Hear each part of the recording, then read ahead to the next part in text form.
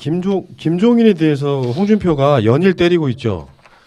그러니까 그 말이 틀리지 않았음을 생각한 김종인은 더 이상 언급 안 하겠다 이런 식으로 이야기하고 있는데 네 말 맞다 이겁니다. 동아은행 비자금 사건에 내가 직접 수사했던 사람이다. 김종인 씨가 전과자였다. 뇌물 받은 전과자였다. 요 재밌는 현상을 어떻게 우리가 얼마나 어떤 식으로 이렇게 좀 잘 양념 쳐가지고 발라드릴까 고민 중이네요 제가. 고품격 이간질 방송. 그러니까 저는 김종인 박사 이야기가 나올 때마다 이렇게 험한 욕을 하지 않는 것만으로도 충분히 이분한테 대한 어떤 인간적인 예우를 다한다고 생각하기 때문에 홍준표 화이팅이라는 그런 이야기만 하고 있습니다. 이번에도 또 홍준표 화이팅. 네. 어차피 우리는 고품격 이간질 방송이니까 그러면 신민 선생님은 김종인 화이팅 한번 해주시면 됩니다. 아, 그 김종인 화이팅을 가보면 제가 이제 딱 드는 생각은요. 뭐 복잡한 얘기를 다 떠나서 지금 여러분들 아직 21대 의원들이 등장 안 했어요. 미통당 안에서. 그런데 20대 의원들이 최고위원회를 개최해가지고 비대위를 만드니 누구를 뭐 비대위원장으로 세우느니 이런 얘기 자체가 아주 깊은 분석을 떠나서 저는 보는 순간 느껴지는 게 우리 때 처음으로 교복 입었잖아요. 고등학교 때. 난 안 입었어. 아, 왜 이래? 입었잖아요. 그 우리 바로 위에 선배들은 교복을 안 입었어요.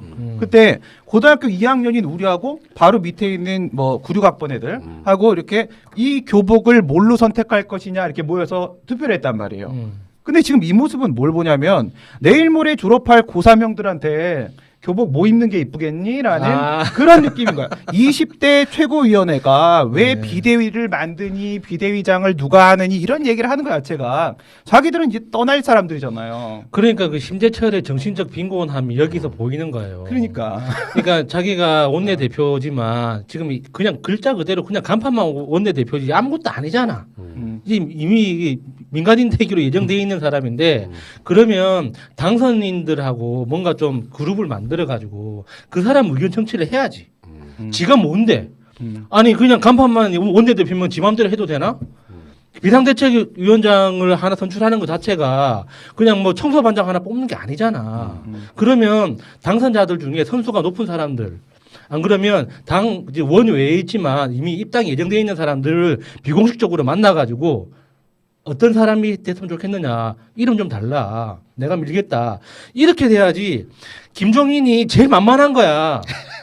누구한테 내놔도 일단 다 그 이야기 설명이 가능한 사람들이고 그 당사자가 소화가 가능한 사람이니까 제일 만만하니까 세워놓은 거지. 심재철 입장에서는 김종인이 되든 박근혜가 되든 이명박이 되든 무슨 상관이야. 지 입장에서는 이미 가야 되는데 지는. 그러니까 그렇게 판단이 되는 애들이면 이 상황도 안 온다니까요. 그러니까 심재철이 너무 정신적으로 빈곤한 인간이라고. 그러니까 저는 뭐 고품격 이간질 방송으로서 저는 문득 그리운 이름이 있어서 그분 이름만 한번 언급할게요. 성완종 잘 계시나 모르겠네요. 저쪽 세상에서 편안하게 잘 계실 거라고 생각하고요. 그 동생이 이번에 뭐 큰일을 그러니까요. 했잖아요. 예. 그 뭐 제가 김종인 어르신 입장이라면 홍준표 이런 이야기하면 성완종 이러면 될 것 같은데 뭐 물론 이제 무죄가 나오긴 했었지만 사실은 그 무죄 판단에 대해서도 되게 좀 말이 많았죠. 판결 난 직후에도. 심재철 같은 경우에도 최고위 결정을 밀어붙이겠다는 입장에서 뭐 이런 이야기 했었고. 그러니까 제가 그랬잖아요. 저 김종인은 철종이랑 비슷하다고. 그 미통당이라는 허허벌판에 누가 권력을 차지할 것인가 이 싸우는 와중에서 권리적거리지 않을 대표를 세운 거고 제가 이 자리에서 심재철 위원장한테 분명히 이야기하는데 전 대선 출마하지 않습니다. 대선 필승을 준비한다고 하시는데 전 출마하지 않습니다. 다른 거 준비하세요. 네, 좋은 말씀 감사합니다. 투표 한번 해볼까요, 시청자 여러분? 네. 그 미래통합당 쇄신 개혁에 있어서 김종인이 낫다 2번, 푸른 나무가 낫다 1번. 1번. 그렇다니까. 그러니까 말하자면 걔네들끼리는 김종인이 훨씬 더 뭔가 있다고 생각하지만 이건 국여지책일 뿐이야. 근데 푸나님이 비대위로 가시려면 조건이 몇 개 필요합니다. 일단 먼저 교회를 다니셔야 되고요. 재산을 한 100억 정도 준비하셔야 됩니다. 예, 그거는 언론 재벌이니까 가능할 것 같고 교회만 남았네요. 그러니까 그런 거라고. 김종인은 그러니까 홍준표 입장에서 이제 이럴 수 있거든요. 김종인이 안철수, 유승민, 홍준표는 이제 시효가 끝났다, 효용성 끝났다.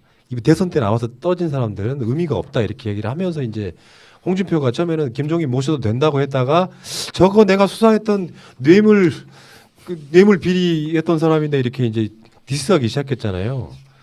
근데 김종인 입장에서는 지금 내년 보궐 때 아마 4월 달에 있을 보궐선거 때까지는 공천권 행사할 거예요. 근데 김종인 자체가 약간 대장놀이과잖아요. 네. 대장놀이 하고 싶어 하는 거예요. 그냥 80이나 드신 분께서 나는 김종인보다 훨씬 영리하고 아젠다가 좋은 사람이 난 박지원이라고 봐요. 뉴스공장에서 그 박지원하고 김어준 총수하고 이 두 사람이 대화하는 거 보고 야, 이 사람은 진짜 나이 좀 드시긴 했지만 굉장히 열린 사고방식 갖고 있구나. 예, 맞아요. 이런 생각 느꼈었거든요. 이번에 낙선하니까 사람이 예뻐 보이더라고요. 그러더라고. 예. 나도 좋아 보이던데. 근데 이분이 홍준표가 김종인을 욕하기 시작한 건 사실 입장을 변경한 거는 아니거든요. 그러니까 홍준표는 완전히 지금 악재가 겹쳐버린 난파선인 이 미통당을 김종인이라는, 사실 김종인이 아니어도 상관없어. 누구라도 와서 이 난파선을 수리만 해주기를 원했어요. 그리고 수리가 되면 이제 런칭이 가능해지면 본인이 그 배의 선장이 되고 싶었단 말이죠. 근데 수리를 하러 온다는 사람이 수리만 하는 것이 아니라 이건 내가 아예 새로 배를 건조한 수준이기 때문에 이건 내 배다. 내 배니까 이 배의 선장도 내가 결정을 하겠다. 이런 식으로 얘기를 해버리니까 홍준표는 원래 자기 생각 계획과 전혀 다른 상황이 펼쳐지는 거예요. 그러면 김종인을 반대할 수밖에 없는 거거든. 그러니까 김종인이 좋다 싫다의 문제가 아니라 홍준표는 누군가가 그냥 배만 수리해 주기를 원했던 건데 관리형 비대위만 살짝 거쳐가 주기를 원했던 건데 근데 아예 새로 만들려고 하고 자기는 배제되고 40대가 와서 해결을 해야 된다 이런 얘기를 하니까 누구든 그런 비대위원장은 홍준표는 싫은 거고 마침 김종인이었는데 김종인이 옛날에 자기한테 조사를 받은 적이 있었던 뭐 그런 게 있었던 거죠. 그러니까 지금 저쪽에는요 2년 후에 있을 대선 생각하면 깝깝할 거예요. 근데 대선 주자라고 하는 게 되게 개성처럼 등장하진 않지. 예. 근데 이게 이제 홍준표가 대선 후보가 돼도 즐거운 일이고 혹시나 해서 안철수가 대선 후보가 돼도 즐거운 일이고 이현준. 아주 즐겁지. 왜요? 우리 누나가 어때서? 그릇은 충분하지 않습니까? 이미 심재철은 저를 염두에 두고 있더라니까요. 대선 필승을 준비한대잖아. 젊지, 예, 신선하지. 축하드립니다. 난 예. 내가 봤을 때는 이렇게 된다면 안철수가 가능성이 높아진다고 봐. 그들 중에 나온다면. 그렇죠. 그러니까 지금 안철수는 달리기 좀 함으로써 세석 얻었죠. 그리고 지금 다시 대구 내려갔어요. 총선 끝나면 다시 좋게 해가지고. 아, 정말 안철수는 역시 똑똑하다는 게 어. 여기서 욕을 안 먹는 방법은 탁월하게 알고 있다. 뭘 해야 될 때 되면 그때 없어 찾아보면. 아니 그게 아니라 이럴 때는 가만히 있는 놈이 제일 나은 거야 그냥. 가만히 있는 놈이 제일 이뻐 보이는 거야. 유승민도 그렇고요. 얘네들이 갖고 있는 유승민만 해도 박근혜의 배신자라고 하는 걸 벗어나지 못해서 결국에는 불출마를 했는데 이제 다시 정계로 돌아오는 방법은 내가 대선을 꿈꾼다고 하면 보궐 나가는 방법이 있는데요. 보궐선거 안 만들어집니다.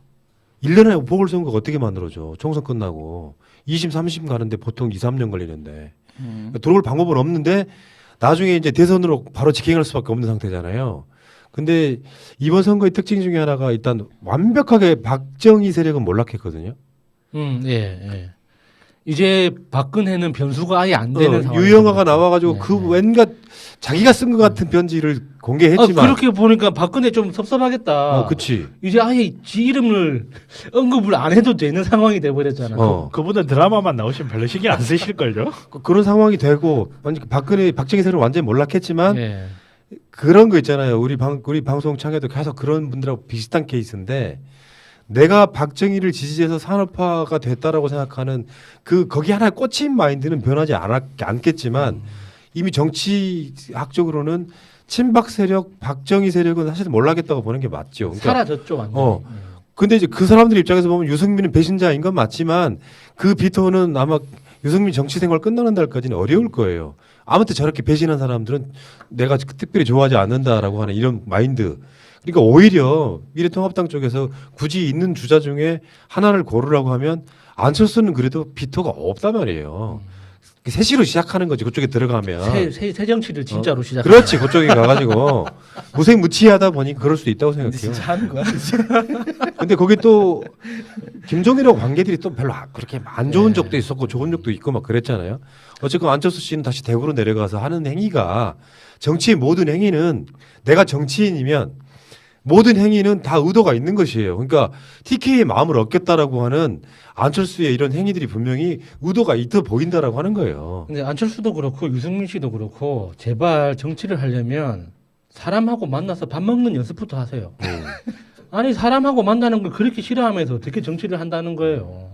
이제 시간도 넉넉하게 남았으니까 이틀에 한 번은 사람을 만나서 함께 점심 식사를 한다 하는 원칙을 세우고 차근차근 연습하시기 바랍니다. 그러면은 언젠가 훌륭한 정치인이 돼 있을 겁니다.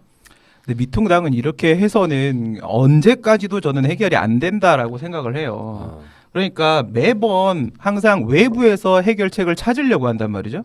내부적으로 어디서부터 문제가 되는지를 짚어볼 용기가 없어요. 이렇게까지 완패를 했다라고 하게 되면 이제 존망 자체가 걸려버린 이런 완패 상황이면 그냥 브레인스토밍을 해서라도 모든 사람들 20대, 21대 다 모여서라도 정말 끝장 토론이라도 하고 그리고 20대, 21대 의원들 전부 다 민생 탐방 나가서 국민들도 만나보고 박근혜 국정농단과의 입장도 명확하게 좀 매듭을 짓고 그다음에 막말로 인해서 그렇게까지 지지율이 떨어졌던 거 인정하고 있으면 막말 정치인들 좀 제거하고 이렇게 저렇게 하면서 살고 싶으면 그러면 무거운 것들 좀 쳐내라고요. 근데 이거를 그냥 그대로 가져가면서 외부에서만 방법을 찾으려고 하니까 아베 정권이랑 뭐가 다르냐는 거지. 아베도 문제가 생기면 매번 혐한 하면서 외부에서 끌고 들어와서 국민들의 눈과 귀를 가리고 조금 있다가 조용해지고 잊어버리면 다시 아무 일 없었던 듯이 등장하는데 이번에 여러분들 봤다고요. 미통당은 확실히 깨달아야 되는 게 당신들이 막말 한 번만 하면 요번에 보시니까 어떻습니까? 다 떨어졌잖아요. 이젠 국민들이 그걸 눈, 귀 가린다고 잊어버리고 넘어가지 않아요. 다음 선거 때까지 다 기록해놨다가 그거 가지고 투표합니다. 그러니까 이제는 본질적으로 어디서부터 해결할 건지 생각하고 내부적으로 자강론부터 펼치시고 자강론이 불가능하다고 생각이 드시면 해체하시는지 분당하세요. 그게 여러분들이 사실길입니다. 그렇게 막 열변을 토할 이야기는 아니잖아 사실은. 근데 지금은 우리가 미래통합당을 그냥 이렇게 좀 재미삼아 보는 게 중요하고요. 그러니까 현재 인물들 중에서 대선이 나온다고 하면 안철수가 가장 유력해 보인다는 게 그렇죠. 홍준표는 이미 심판 받았잖아요. 제1야당으로서 대선이나 그러니까 지방선거 때 심판을 받았기 때문에 효용 가치가 없다고 보고 김종인도 그렇게 보는 것 같고요. 안철수는 최소한 미래통합당 쪽에서는 그렇게 큰 거부감은 없다고 보고 자기 국민의당 자기 찌끄러기들 다 선발대로 보냈잖아. 많이 떨어지긴 했지만 아 맞다 그쪽 있다. 그쪽으로 보내서 이미 타진을 해본 거고요. 그러니까 그 사람들이 공천도 꽤 많이 받았어요. 대부분 떨어지긴 했는데 안철수 같은 경우는 이제 마지막으로 대구에서 인심 얻고 지금 다시 대구 내려갔으니까 인심 얻고 보수의 진정한 후보로 거듭날 가능성이 되게 높다고 생각하는데 한번 그림을 한번 그려보자고. 이낙연 대 안철수, 이재명 대 안철수, 박원순 대 안철수 어디다가 붙여놔도요 안철수가 대통령 당선되기는 힘들죠. 근데 지금 저쪽 미래통합당에 인물이 너무 없다고 하시는데 우리가 평가를 안 해주니까 안 보이는 누구 부분이지만 예를 들어 정진석 우리는 생긴 게 양아치네 그렇게 욕하시는 분들도 있지만 충청도의 맹주가 됐어요 지금은. 그러니까 지금은 충분히 대권을 바라볼 만큼의 선수도 됐고 5선인가 요번에 5선인가 6선째인데 선수도 충분히 됐고 그러니까 지역 기반도 굉장히 탄탄하기 때문에 내다볼 만하고 권성동 생각해봐요. 대한민국 최초의 강원도 대통령 훌륭해. 가능하잖아요. 그리고 김태호 무시하면 안 됩니다. 김태호 휴대폰에 형님만 3,000명이 있어요. 형님한테 3,000명 형님한테 부탁하면 안 될 게 없습니다. 이번에 그걸로 당선됐지 않습니까? 왜 그래? 김기현도 그 됩니다. 인터뷰하면서 자기 대선 나간다던데 김기현도. 걔는 하라 그러고 울산 대통령 하면 되잖아. 이런 게 야수님의 저력이구나. 이렇게 아주 그냥 여럿을 동시에 갈라치기 내버리네. 좋네. 인물 많아요. 그 저쪽도 걱정할 게 아니라니까. 역시 고품격 다만 고품격이가 안철수가 낯선 사람 만나서 밥 먹는 연습만 제대로 하면 안철수도 충분히 가능성이 있습니다. 오케이. 자, 알겠습니다. 근데 저기는 진짜 그러니까 김종인이 저렇게 비대위원장 갈 정도면은 사실 무주공산인 거예요. 가서 깃발만 꽂으면 돼. 내가 지금 자꾸 방송을 그만둘까 이런 생각도 하고 있어요. 형님 내려가셔서 시구에서 야당이나 운영하시죠. 자, 알겠습니다. 여기까지. 여기 제가 잘 맡아서 운영하겠습니다. 그리고 투표해봤잖아요. 많은 우리 시청자분들이 김종인보다는 푸른 나무가 더 낫다. 권청목이 훨씬 낫다. 이렇게 감사드리겠습니다. 자, 그 이야기는 여기까지.